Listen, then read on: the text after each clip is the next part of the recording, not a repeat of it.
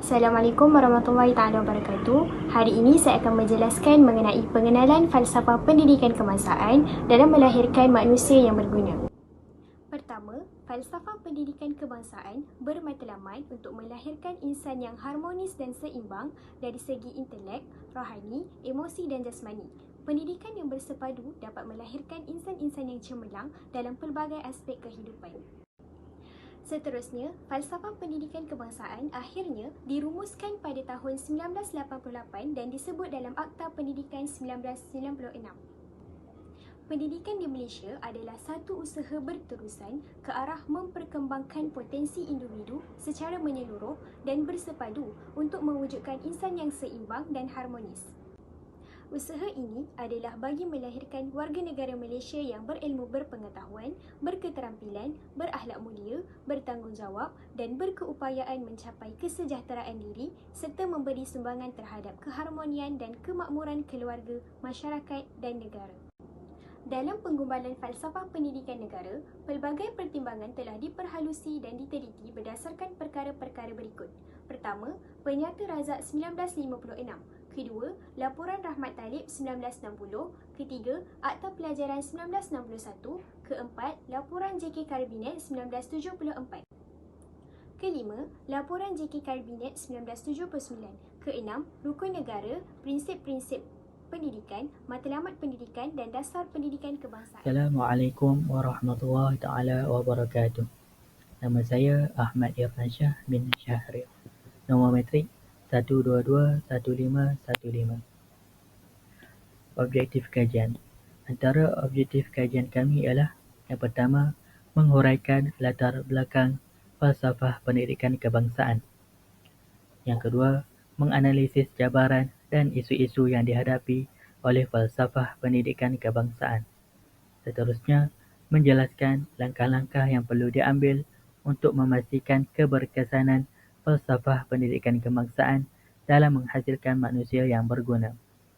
Yang terakhir ialah mengkaji keberkesanan pelaksanaan falsafah pendidikan kebangsaan dalam membantu melahirkan manusia yang berguna. Assalamualaikum warahmatullahi taala wabarakatuh. Nama diberi Syafina Nakila binti Hassan, nombor metrik 1221513.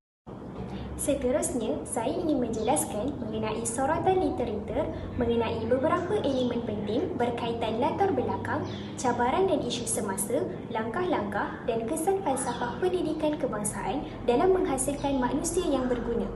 Kedua, melahirkan rakyat yang berkualiti dan seimbang dari semua aspek. Ketiga, kami juga menggunakan bahan ilmiah daripada beberapa artikel jurnal atau sumber internet berkaitan kajian kami. Assalamualaikum warahmatullahi wabarakatuh. Nama saya Muhammad Alami bin Ghazali, nombor metrik 1221514. InsyaAllah hari ini saya akan membentangkan pada dua bahagian, iaitu skop kajian dan juga isu-isu yang terkait falsafah pendidikan kebangsaan. Skop kajian kumpulan kami lebih berfokus ke arah mahasiswa dan mahasiswi USIM, dan skop ini dikecilkanlah kepada kalangan para pelajar. Kemudian para pelajar yang di peringkat sekolah di bawah Kementerian Pendidikan Malaysia dan mereka yang menuntut ataupun belajar di dalam dan luar negara. Seterusnya, skop kajian kami dikecilkan kepada isu-isu yang berlaku dan menjadi polemik di peringkat kebangsaan, iaitu di peringkat negara kita dan juga di peringkat global. Dan akhir sekali, penggunaan hanya satu bahasa dan lebih berfokus, iaitu bahasa Melayu, walaupun sumber dan bahan bacaan daripada pelbagai bahasa. Assalamualaikum warahmatullahi wabarakatuh. Nama saya Nurdi Farisha binti Zulkifli, nombor metrik 1221517. Kaedah kajian kami yang kami lakukan dalam kajian ini adalah menggunakan rujukan perpustakaan dan rujukan pengumpulan data. Bagi rujukan perpustakaan, kami menggunakan dua buku rujukan, yang mana yang pertama adalah buku Falsafah dan Isu Semasa yang telah diterbitkan pada tahun 2022 dan ia telah ditulis oleh Puan Ros Aiza Muhammad Mokhtar dan Latifah Abdul Latif. Selain itu, kami juga menggunakan Kamus Dewan Bahasa edisi yang keempat bagi mencari maksud bagi kajian kami. Kaedah pengumpulan data. Kajian ini menggunakan kaedah pengumpulan data sekunder di mana ia merujuk kepada maklumat yang dikumpulkan oleh kami selain daripada kajian semasa yang dijalankan oleh penyelidik. Kaedah pemerolehan data ini dicapai melalui semakan bahan daripada bahan ilmiah seperti internet, capaian data melalui kajian di perpustakaan dan jurnal. Perkataan falsafah berasal daripada dua perkataan dalam bahasa Greek kuno, philosophia. Philos bermakna cinta dan sophia bermakna kebijaksanaan, yang akhirnya membawa makna kepada cinta akan kebijaksanaan atau sahabat kepada kebijaksanaan. Menurut Dewan Bahasa dan Pustaka Kamus Bahasa Melayu Falsafah, didefinisikan sebagai satu pengetahuan tentang pengertian yang dianggap sebagai ilmu yang tertinggi yang menjadi dasar kepada ilmu-ilmu lain. Definisi falsafah secara amnya merupakan pengkajian umum yang merujuk kepada asas mengenai hakikat satu realiti, kewujudan atau kejadian ilmu pengetahuan, nilai akal, minda dan bahasa. Falsafah adalah bidang ilmu yang menyiasat kebenaran sesuatu konsep melalui penghujahan rasional yang meneliti dari sudut andaian, implikasi dan pertikaiannya. Ia dilakukan menerusi pengkajian khusus tentang hakikat dan struktur realiti sumber dan batasan ilmu, prinsip dan asas penghakiman moral, dan hubungan di antara bahasa dan realiti. Latar belakang falsafah pendidikan kebangsaan. Falsafah pendidikan kebangsaan dahulunya disebut sebagai falsafah pendidikan negara. Ia merupakan dasar kepada pendidikan dan persekolahan di Malaysia mestilah selaras dengan falsafah ini.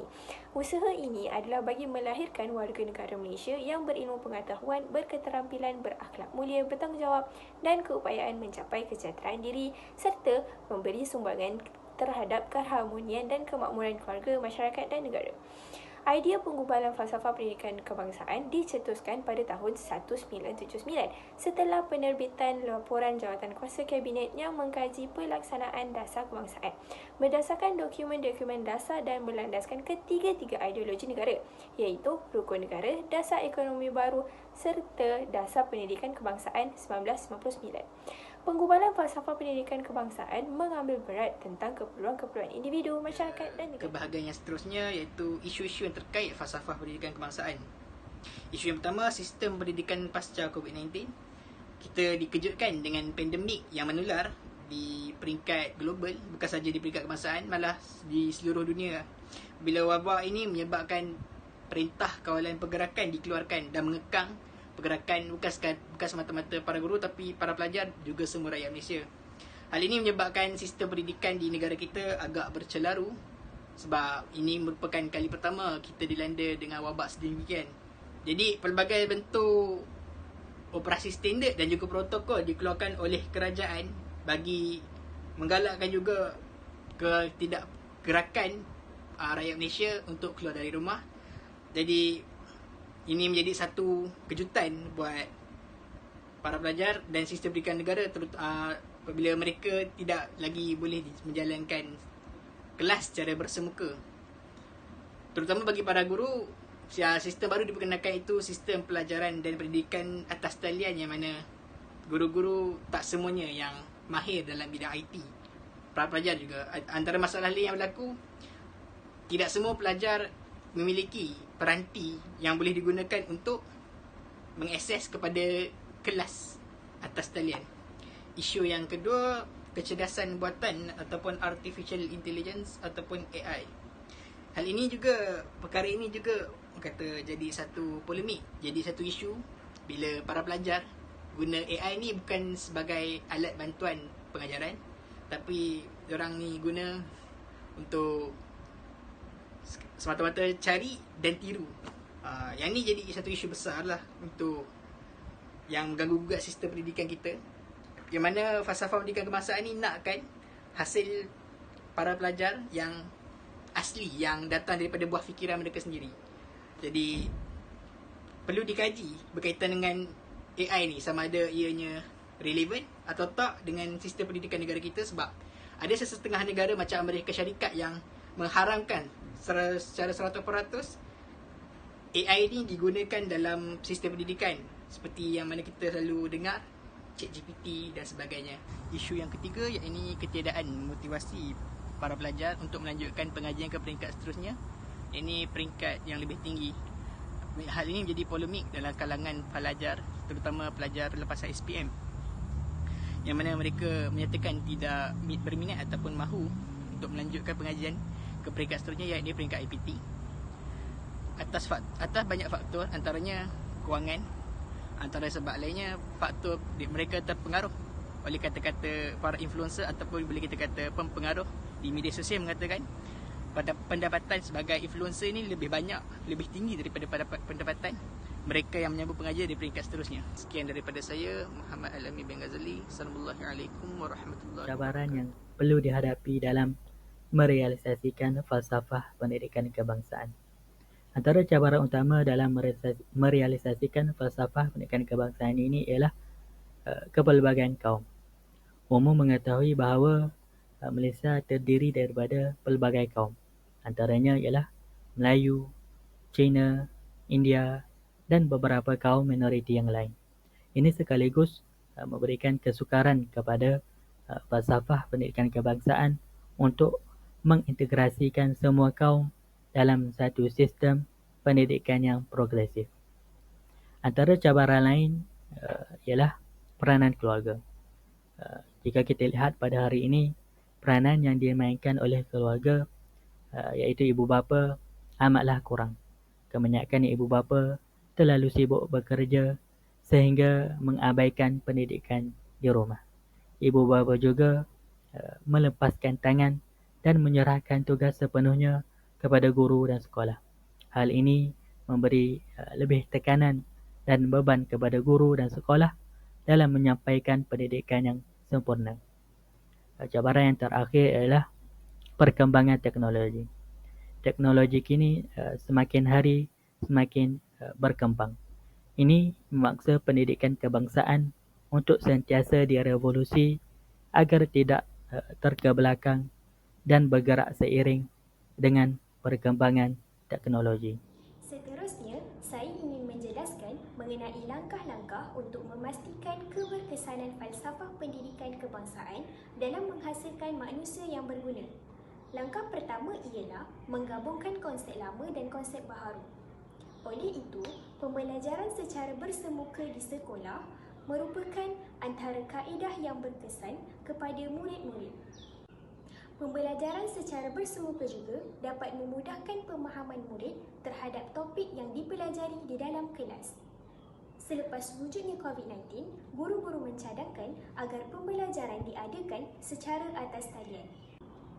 Kaedah ini dapat menghasilkan murid-murid yang bijak dalam pelbagai aspek, termasuklah mahir dalam bidang teknologi. Kesimpulannya, gabungan antara konsep lama dan konsep baharu memberi kesan yang positif kepada murid-murid pada hari ini. Langkah kedua pula ialah amalan pengajaran dan pembelajaran abad ke-21. Kaedah pembelajaran abad ke-21 dapat mengasah bakat dan keberanian murid-murid untuk bercakap di halayak ramai. Sebagai contohnya, mereka perlu membentangkan tugasan yang diberikan oleh guru-guru bersama rakan-rakan. Selain itu, pembelajaran abad ke-21 ini juga memiliki pemikiran yang kritikal. Sebagai contohnya, murid-murid perlu menyelesaikan masalah bersama rakan. Langkah ketiga ialah pelaksanaan kokurikulum yang seimbang dengan pencapaian akademik dalam sistem pendidikan di Malaysia. Pelaksanaan kurikulum ini dapat memberikan peluang kepada murid-murid dalam menonjolkan bakat yang ada pada mereka. Selain itu, pelaksanaan kurikulum dapat membantu para pelajar dalam kemahiran insaniah selain daripada ilmu yang diperolehi di dalam kelas. Sebagai contohnya, dapat menghasilkan murid-murid dalam sikap bekerjasama, kemahiran kepimpinan, pemikiran kreatif, kemahiran moral dan etika dan sebagainya. Seterusnya, aktiviti kurikulum dapat melahirkan anak-anak yang seimbang dalam pelbagai aspek, termasuklah aspek akademik maupun kurikulum. Sebagai contohnya, kebanyakan syarat kelayakan sekolah berasrama penuh ialah diberikan keutamaan kepada murid-murid yang cemerlang dari aspek akademik dan aspek kurikulum. Jelaslah bahawa pelaksanaan kurikulum di sekolah merupakan elemen yang penting dalam menghasilkan manusia yang berguna. Jadi kita berpindah kepada slide yang seterusnya, yang mana di sini saya ingin menerangkan beberapa kesan yang dapat diperolehi dari falsafah pendidikan kebangsaan. Jadi melalui kajian yang kami telah lakukan, terdapat 3 kesan yang boleh diperolehi. Yang pertama adalah ia mampu melahirkan insan yang seimbang dalam setiap sudut. Manakala yang kedua, falsafah pendidikan kebangsaan juga mampu untuk mewujudkan sikap profesional di dalam diri seorang pendidik. Dan yang terakhir, falsafah pendidikan juga mampu memberikan kesan kepada institusi pendidikan di Malaysia. Seterusnya, saya ingin menerangkan tentang kesan iaitu melahirkan individu yang seimbang dalam setiap sudut. Seperti yang kita tahu, falsafah pendidikan kebangsaan mengutamakan penyerapan nilai murni di dalam diri individu. Jadi melalui penyerapan ataupun mengaplikasikan nilai murni di dalam diri setiap orang, ia mampu melahirkan seorang pelajar yang cemerlang ataupun melahirkan individu yang cemerlang dalam setiap sudut dan mampu juga membentuk satu masyarakat yang bertamadun. Ia juga akan memberi kesan kepada masa akan datang. Seterusnya adalah kesan yang kedua, yang mana falsafah pendidikan kebangsaan mampu mewujudkan sikap profesional di dalam seorang pendidik. Hal ini dikatakan demikian kerana falsafah pendidikan kebangsaan menekankan segala unsur dan matlamat di dalam bidang pendidikan. Jadi, pendidik ataupun guru berperanan penting dalam memastikan matlamat falsafah pendidikan kebangsaan dapat dicapai. Secara tidak langsung, ia juga mampu mewujudkan sikap profesional di dalam diri seorang guru ataupun pendidik. Selain itu, ia juga mampu membuatkan seorang pelajar dapat mencapai akademik dengan sebaik mungkin kerana ia berpunca daripada guru yang bersikap tanggungjawab dan profesional di dalam menjalankan tugas mereka. Falsafah pendidikan kebangsaan juga memberi kesan dari sudut institusi pendidikan. Hal ini dikatakan kerana dengan penyediaan prasarana yang baik, ia juga memberikan keselesaan kepada pelajar ataupun mahasiswa. Sebagai contohnya, falsafah pendidikan kebangsaan menekankan jasmani ataupun sukan di dalam pendidikan. Jadi, institusi pendidikan perlulah memainkan peranan dalam menyediakan kemudahan ataupun prasarana kepada pelajar bagi memudahkan mereka untuk bersukan. Selain daripada itu, melalui prasarana yang baik ataupun kemudahan yang mudah, ia juga mampu membuatkan pelajar lebih selesa dan memastikan keselamatan pelajar terjamin. Ia juga mampu mengasah bakat pelajar dan ia mampu melahirkan pemata kepada negara. Rumusan. Antara rumusan daripada kajian kami ialah falsafah pendidikan kebangsaan merupakan asas utama sistem pendidikan negara kita. Falsafah pendidikan kebangsaan ini telah dirangka dengan baik dan penuh teliti supaya dapat membentuk individu yang sempurna. Seterusnya, falsafah pendidikan kebangsaan ini perlulah difahami dengan jelas oleh semua pihak, terutamanya para pendidik. Hal ini supaya dapat memastikan falsafah pendidikan kebangsaan dapat dicapai dengan jayanya dan tidak lari dari matlamatnya yang asal.